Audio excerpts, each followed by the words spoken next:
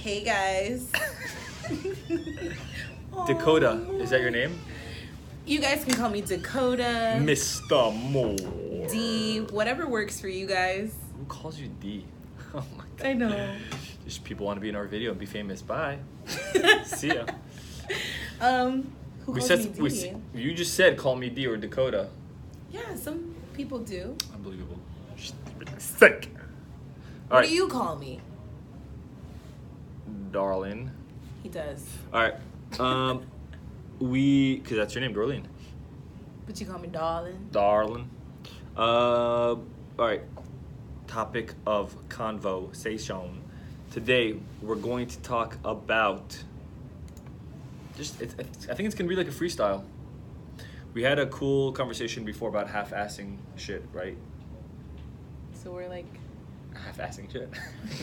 No, we're talking about like executing on like if you have a business idea, if you want to build a personal brand by creating a blog and a YouTube channel, then just don't half-ass it. And what that looks like is like just I don't know, like if you write a blog post, then just writing whatever, like you're not even really into it. Putting your like whole heart and soul into it. Yeah.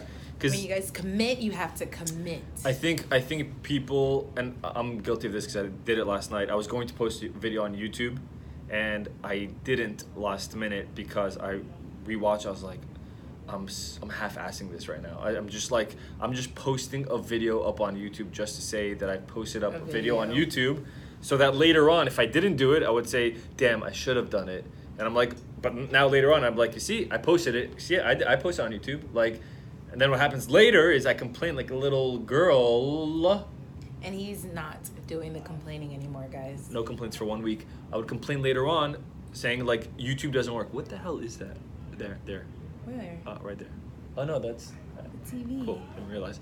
But like that's why people complain like, oh, YouTube doesn't work, Instagram doesn't work. But I think it's patience, right? And I'm not talking about being patient for like 6 months. I'm talking about being like real patience is doing something without expectations. That's patience. Yes. Because patience. Yeah. Would you say patience is something that you're waiting for, like you're waiting on it, and then you lose your patience? Or real, true patience is like shit that you just don't expect anything in return. That kind of patience. Cool.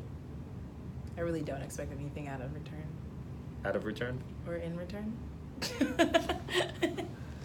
I'm here for the jokes, guys. Anyways, half-assing, like, so that's. But I agree. You shouldn't half-ass, especially if you have like your heart, your soul, and your mind into something. You need to put it all in there, put it out in the universe. Make sure it's super positive. And I'm telling you, the more dedicated you're into whatever you're into, trust me, it will come out probably 10,000 times better than what you expected. Like you just said, it'll bleed out eventually. Meaning, like if you do something heart and soul into it, you won't see results immediately, anytime soon. But eventually, like I have to find this quote. Oh my gosh, I have to find this quote that is essentially the stonecutter quote. Eventually, down the line, it will show you that it all paid off, especially when you practice patience. My friend over here.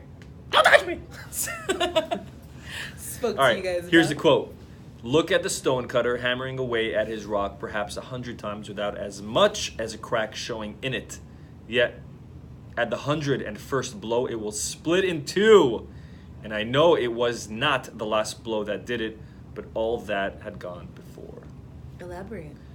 What he's trying to say is, basically, it's not that it's the persistence, just the chiseling away, right? Compounded efforts over time with patience that will eventually bleed out. But it sounds very philosophical, fluffy crap. I hate fluff, damn. Basically, it's just like compounded efforts over time that literally compounds over effort. Like if you put like a crumb on the table today, a crumb tomorrow, a crumb the next day, and the next day, it becomes just a huge pile of mess. That's what happens. Pile of that's what happens. Just crumminess. Crummy crumbs. Crumminess. Crumbs. Crummy crumbs. God, it's not funny. But like I like that quote because it's persistance. Ooh, that was good. Persistence. No, but it's persistence. Like, persistence will bleed out. When I say bleed out, what I mean is you will eventually see the results. The stone will split in two. Bleed out. That's my word, bleed out. Right? Like, if somebody, like, I don't know, bleed the hell out. Like, I don't know how else to describe it. Like, that's what I use, the word to use, right? It's kind of like heart. You're just putting your heart and soul. You're giving your everything. Like, all if of you eat enough crap that's Mm-hmm. not good for you, like stinky food, eventually it'll, like, come out of your pores, right? So that's what I mean by bleed out, right? So effort compounded over time with patience, not expecting results, will eventually bleed out or come out of your pores or come out in your work. You will maybe get, like, a comment on Facebook or Twitter or Instagram or whatever that could change your life. yeah, that could be a thought leader. It could be an influencer. It could be somebody in the industry or somebody that knows somebody in the industry. Like, I don't know, because somebody that knows somebody in the industry, then their friend likes it, and then it's just like a, you know. It's like a chain reaction. Chain reaction. Chains. So same rule I think applies the opposite. If you half-ass shit over time, eventually that'll bleed out. Your people know when you're talking bull. Oh, like of people course. people know. Like, I've read articles that are just like, this person just wrote a 1,000-word article just so they could say That they wrote an article. yeah, and 1,000 words just for SEO. Like, there's no, like, intention behind it. They don't really care. That's why I like medium.com. People, like, really write, like, thoughtful articles there. Oh, it's good. I didn't even know about medium.com. Well, you should look it up, okay? Wow. Yeah. Sheesh. Yeah. Thanks for letting me know, guys. I mean, that's really the topic that I had. Like, not half-assing anything. I think that's actually a really good topic. I like it. A lot of people need that encouraging words. And I'm trying to figure out where my niche is going to be. Listen, guys. Help me if out. you have any Help me tips, out. clues, anything, drop a comment below to let us know what should Moore's niche be. I like sales. I love sales. He loves sales. I and love he's really customer good. service. And I love he's really startups. But, like, and I like motivational crap, but without the fluff. Like, more of, like, tough love. You know what I mean? Like, stop being a bitch and get up and do the work. Like Rocky Balboa type of tough love. You know what I mean? Not like Tony Robbins, like power within, all that crap. I don't like that. But some people need that. That ain't me. That's not my target audience.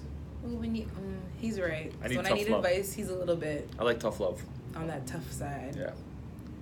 Kind of like get your shit together. That's what I like, yeah. I'll throw in some fluff, like get your shit together, stop being lazy, but, like, like, give you confidence, like, you're better than this kind of thing, like, like That's him. tough, fluffy love. So That's make like sure it's like Denzel Washington. we need you guys to narrow it down. We're gonna take a poll, and we want. Are we gonna take a poll? We're probably not gonna take a poll. Probably not gonna take a poll Because we don't have enough views. Why would you? Because it's true. We don't have enough views right now. I'm literally following Gary Vaynerchuk's advice of documenting shit. And I'm documenting ideas. For the viewers that are watching us, Gary. definitely, Gary, hopefully you're watching us. Please. But for the viewers that are watching us, please drop a comment below to let us know what we think Moore should, make his niche. And that's the news for today. That's the news You for know your today. tone of voice changes when you do a video? Me? Yeah. How? You become more news anchory. It's called a personality, maybe. I don't have one. You do. Oh. Your whole persona changes too. Does it? Yes. You get more like Animated? ready. Yeah. Versus chilled? Yeah. Like in person, he's very chill, you guys. How am I let's do it. In person, he's very chill. He's like, yeah, my name is Moore. I How are you? don't talk like Michael Jackson. I love you. I love you. I love you. I love you. But that's Moore in a nutshell. No, but I'm not like just chill. Like sometimes I get into like this rant with my sales guy, just like ranting on. Yeah, but even when you rant, though, it's not like how when you record. Intense? Yeah, when you record, it's very like you have a lot of charisma and a lot of personality that comes So then out. I should mimic my recording personality to my sales guys. No, Why? because you don't need. Why? Because that's a whole different avenue. I don't think you should take that. Do you know what this is? You see how sidetracked he gets, you guys? Do you know what that is? What is that? Ace. Right. This is your ace. Right? This is the best card in the hand. Uh-huh. Right? I approach life. Uh-huh. Like an ace? No. like a game or a business, and the decisions that I make are my cards. Okay. Right, so I only got 50 decisions to make in life. Okay. Just kidding. Got decisions to make in life, and the best decision I would make, or the best offer I would make, would be an ace. So when negotiating, right, I don't offer my ace first, because then I've just shown all my cards, and there it goes. You're dying to yawn, aren't you? I can tell. You're like. And the worst cards. Friday blues, guys. The worst cards are my twos, but when I put it as an offer. I put it as an offer. Put it. Dab on them. Long story short, let me give you like a scenario, because I actually did a podcast on this on Anchor yesterday. Okay, I'm at a dealership yesterday. Yeah. True story. Obviously, because I came late to work. At the dealership yesterday, got my car maintenance. Woman's next to me.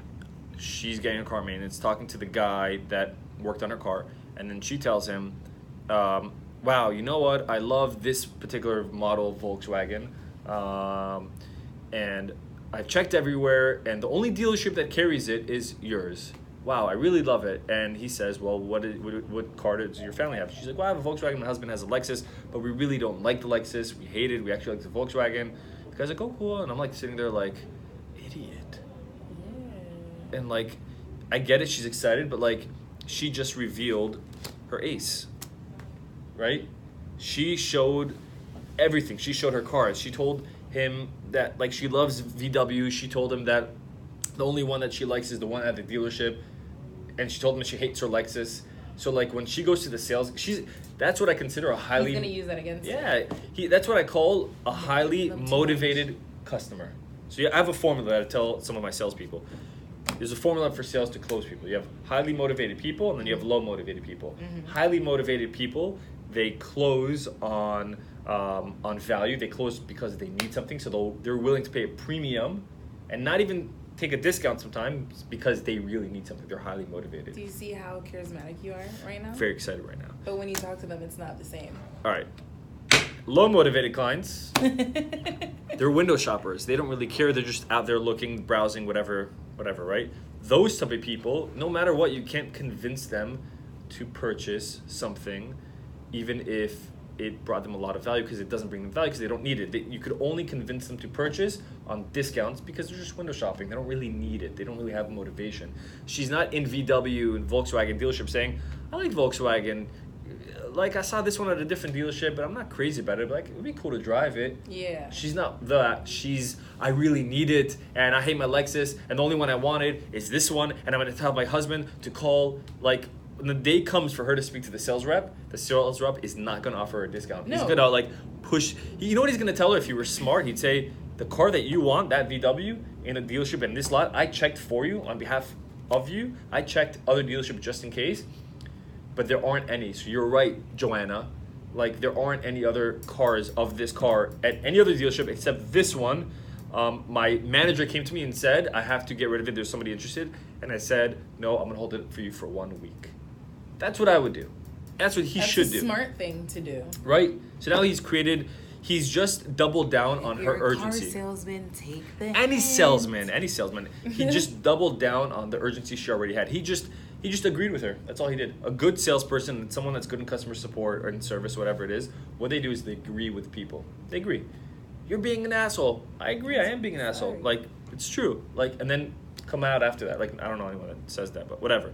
But like, what he's doing is he's agreeing with her. He's not fighting her on, "Hey, this is the last car." He's not fighting on her. He's just agreeing with her and double downing on it and saying, or double downing on it. Like, is that a word? Double downing on it. But so like what she did was she showed her ace in life, right? She showed her like the highest card and put it down first. When she should have said, "Hey, I'm only interested in this car just to see what's out there, and but like that's what she should have done as a buyer. A lot of people don't know that, though. Yeah. When you're a buyer, you want to present. You don't want to present this. You want to present this. You want to present your aces as if they're twos. If that makes sense. You want to present your best. You want to present your like motivation, your need, your urgency as something very, very low, like as if you're not urgent. Yeah. Right. You just gotta be like, yeah, I'm not interested. Whatever. Like Yeah. I'm cool. I'm cool walking away. That's how you have to present it. As a seller, you have to present your twos, your lowest offers, your whatevers as aces. That makes sense? Makes sense. As a buyer, you have to present your aces as twos, and as a seller, you got to present your twos as aces. Those are some good tips. No, this is like a straight up tip that I learned in business and negotiation and being burnt many times, and I learned that. That's the only way you could get, like, if you're a seller and you're presenting your two as an ace, but no one's biting, then you move up a level and you present your fours as an ace. You're like, all right, you know what? You're not gonna bite on this offer. Let me see what I can do. Come back later. Hey, I got this one for you, and it's better than this. That should probably be another topic. A lot of people don't know how to negotiate. It is. Well, anyways, tricky. I'll get back to that. Well, we'll do another video, but that's I think I'm gonna do another video on negotiation. We'll just talk, role play, whatever, and then we'll talk about negotiation using cards. Ooh, that was cool. That was cool, huh? Peace.